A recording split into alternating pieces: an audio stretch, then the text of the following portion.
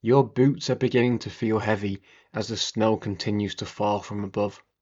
The dense fog blocks the light from the moon, and the cold air begins to pierce your lungs. The figure of a woman enters your sight.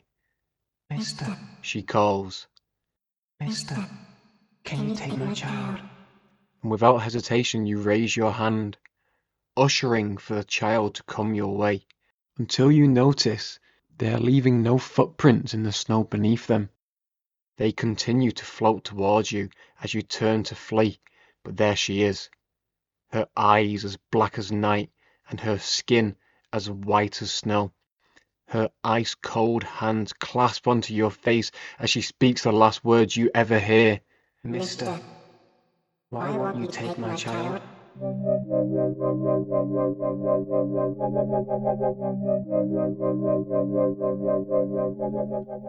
What are Yuki-Onna? Yuki-Onna is a Japanese legend, with various stories and features stretching across the Japanese country. Yuki-Onna is thought to be a type of yokai, which in English can translate to a spirit or entity that has ties to the supernatural, rather than that of a yuri, which is simply known in English as ghosts. However, various tales state that the Yuki-Onna may be the spirits of women who have died during snowstorms. With this in mind, it is unclear on exactly what the Yuki-Onna are and where their origins come from. Some tales claim that they are the spirit of deceased women, a yuri, or just a general snow spirit, a yukai, whilst other tales claim that the Yuki-Onna was a princess of the moon world before falling and landing here on Earth. With no way back to the moon, she appears on snowy, moonlit nights, yearning to return and punishing those that are unfortunate enough to cross her path. The variations. There are 4 main variations of the Yuki-Onna. The first is known as the Water Beggars. Tottori Prefecture states the Yuki-Onna travels with the wind and appears in places with light snowfall. She walks while swinging a white Gohai wand and calls out to those she meets. Please give me water, hot or cold. Some versions state that the Yuki-Onna will go door to door begging for more water, and the only way to appease her is to give her hot water instead of cold. The second version comes from Yamagata Prefecture and names the Yuki-Onna as the princess of the lunar world. The Yuki-Onna's life was full of luxury, and yet she still felt unfulfilled. She travelled to Earth via snowfall and became trapped, and now she appears on snowy nights pining for her old home. The third version is known in the provinces of Aomori, Gunma, Niigata, and Miyagi. These provinces present the Yuki-Onna as a snow vampire. The Yuki-Onna is said to haunt snowy forests, feeding on lost travellers by sucking their energy. She stalks her victims before freezing them to death and sucking the energy from the victim. It is said in Niigata that the Yuki-Onna's favourite victim is small children. The fourth and final version of the Yuki-Onna comes from the Ibaraki, Fukushima, Akita, and Fukai prefectures. The Yuki-Onna in this tale are known as the Talking Snow Women. She engages her victims in conversation before attacking.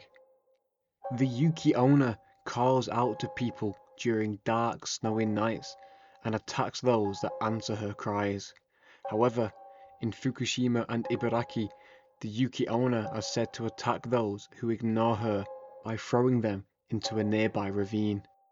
So, clearly, there is no winning in this situation. Interactions with the Yuki-Onna. The Yuki-Onna spend their lives hunting humans in the snow, typically preying on travelers near mountain roads. However, they have also been known to break into homes and kill the inhabitants during the night. Some legends state that the Yuki-Onna are prone to falling in love with their victims and may even let them live, typically if the victim is either too young or too attractive, although stories from Niigata say the Yuki-Onna steal the livers from small children. So if you ever run into a Yuki-Onna, good luck figuring out which version you're gonna get.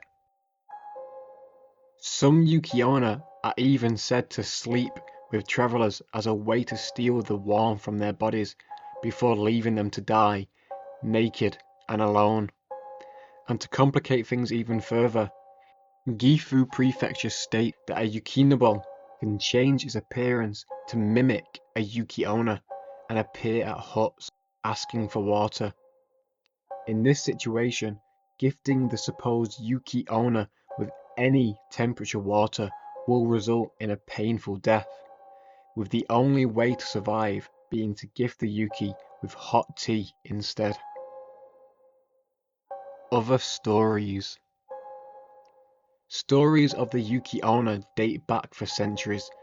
Quote from Edo period intellectual Yumiko Genrin gives a surface level analysis for the origin of the Yuki-Onna. If there were a lot of something, a living thing would come forth from it, giving birth to fish if the water is deep enough, and birds if the forest is thick enough. The Yuki-Onna tend to appear in areas where snow is most prevalent, with various tales on the Yuki-Onna's motives and how they carry out their attacks. We are not able to pinpoint the most prominent version of the Yuki-Onna. Some tales see the Yuki-Onna as a lodger who turns into a whirl of snow after exceeding the limit of her stay. In Hirosaki, it is said a warrior defeated a Yuki-Onna by plunging his sword through the head of the Yuki-Onna's child. This would have been after the Yuki-Onna had attempted to trick the warrior into taking hold of the child so that she could freeze him to death. The Yuki-Onna gave the warrior many treasures after this encounter. Other tales include the Yuki-Onna letting an attractive man live. She tells him she will kill him if he mentions this encounter to anyone. Years later, after the man had wed, the man tells his wife about the encounter before the Yuki-Onna reveals herself to be the man's new wife. In most versions of this tale, the Yuki-Onna does not kill the man on account of their child. Instead, she disappears after telling him that she'd return if he allowed their child to get hurt. The theories. There are not many theories available for the Yuki-Onna, and so we have to hypothesize on possible explanations. As many of the thought to be victims of the Yuki-Onna are found nude, we can look towards a phenomenon of paradoxical disrobing.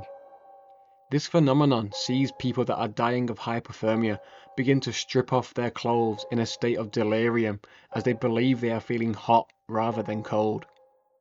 This explains why so many of the Yuki-Onna's victims are found without clothing. Other possible explanations include the use of a boogeyman-type tale that Japanese parents may tell their children to scare them into not venturing out onto the streets during snowy nights. The thought of a woman who will freeze you and steal your liver is enough to scare any child into remaining in their homes. While of course, the final explanation may be found in the prefectures that detail the Yuki-Onna's existence.